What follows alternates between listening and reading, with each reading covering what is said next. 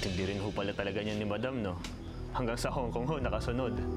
Ang pinagtataka ko lang ho, kung bakit hanggang sa Hong Kong nakasunod at alam niyo ho yung trip niyo. Baka pinaiimbestigahan na tayo ng asawa mo. Remember, simula nang dumating ang Trudis na yan dito, maraming na nagbago kay Nick, kaya kulidaw ka. Kailangan ko nang ikasa ang susunod kong bala. Sige na, Ched, kung okay lang sa'yo. Medyo nabitin ako dun sa Hong Kong. Magkasama nga tayo pero hindi naman tayo nakapag-usap ng solo. Ano pa naman kailangan natin pag-usapan at kailangan solohin mo pa ako? Tungkol kay Migs, sa tingin ko, hindi mo pa siya lubos na kilala.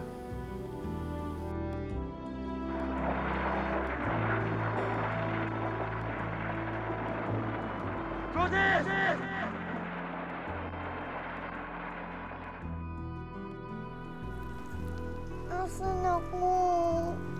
Kuya Migs, tulong. Hindi po ako makahinga. Tulungan niyo po ako!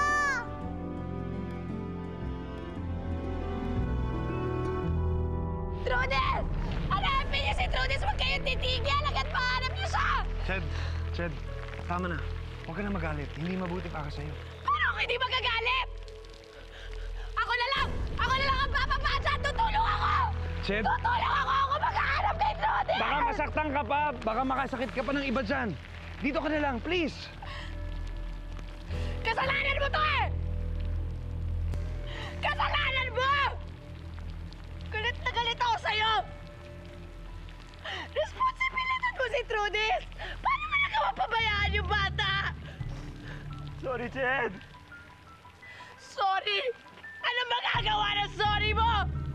Nangako ka! Nangako ka sa akin na hindi mo siya mababayaan! Hindi ko kagustuhan yung nangyari, Ched! Sorry! Hello? Hello, pare? Oo, pwede mo ba akong tulungan? Padala mo naman ako ng medic dito. Oo, kasi yung anak ko natabunan sa landslide. Oo, please lang, paki. Thank you. Hello, General Corpus. Oo, si Martin ito.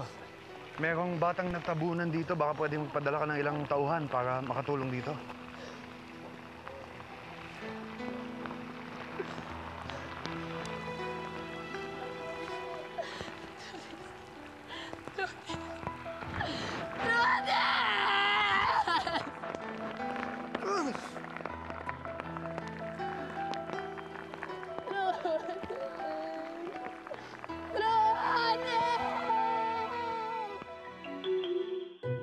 O ano, ihahanda ko na ba ang aking black dress? Ikaw naman, wala pang balita si Nick. Pero in fairness, wala siyang masasabi sa akin. Ginawa ko ang dapat kong gawin. Tinawagan ko ang mga dapat kong tawagan. Humingi ako ng tulong. Hindi ka rin naman plastic, ano? Of course, maging plastic ako. Ma, alam namang umeffort pa ako, gusto ko naman talagang mawala yung bubwit na yun. Tama! Tama! Patay na si Trudis? Sugar! Sabihin na lang natin na malamang. Buti na lang wala tayong ginawang masama sa nangyari. Para hindi tayo bad. True! Kaya it's time for us to celebrate! Why not?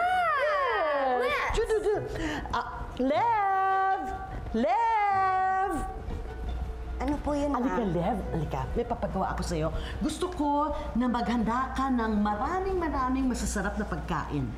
Bakit, ma'am? Nahanap na po ba si Trudis? Hindi pa. Pero yun ay para sa pagbabalik niya. Ma'am, hindi pa naman pala naliligtas si Trudis. Bakit parang nagsasaya na tayo? Hindi naman tayo nagsasaya, Lev. Kailangan lang maging positive tayo. Always think positive. Kasi alam ko naman na hindi magtatagal, babalik na rin dito si Trudis. Kaya dapat handa tayo para mag-celebrate. Kaya kailangan maghanda ng maraming masasarap na pagkain. For her homecoming. Sige po, ma'am. Yes! Yes! I love it. Ako din. We're so evil. Are we? Hindi pa ba? Medyo lang. Medyo. Shed, magpahinga ka muna. Ayoko. Shed, dito ka muna. Hindi. Baka magkasakit ka na. Ronnie, kailangan kong bantayan. Kailangan kong makita kung ano yung nangyayari. tatawagin Kailangan kita. Tatawagin kita. Pag may developments, please.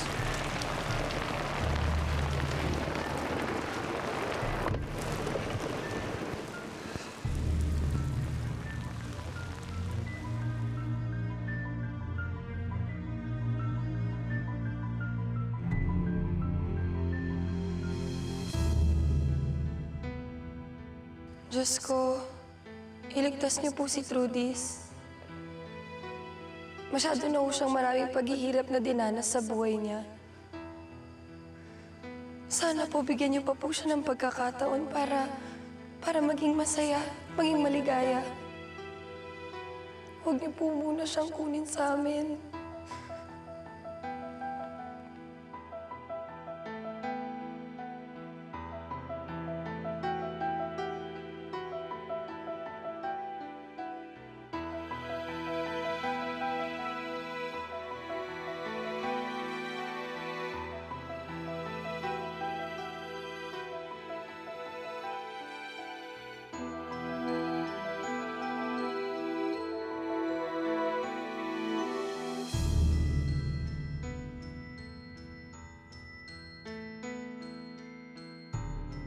Papa Jesus, tulungan niyo po akong makalabas dito.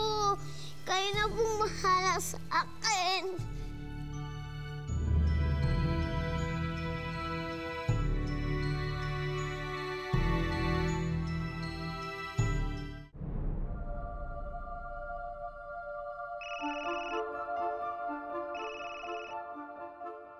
Hello, Nay. Oh, ano na? Bakit hindi mo man lang kami binabalitaan dito? Namamatay na kami sa nervyos, ah. Eto na nga ho nandito na ho yung mga rescue team, yung mga ambulansya, pero wala hindi pa rin ho talaga nahanap si Trudis. Baka kung napano na si Trudy, sa ilang oras na nakakalipas, ah. Huwag po kayo mawalan ng pag-asa, Nay. Basta pagpatuloy niyo lang po yung pagdadasal niyo. Tatawag ako kagad kapag may balita na. Oo, anak. Nagdadasal kami rito ng tatay mo. Salamat.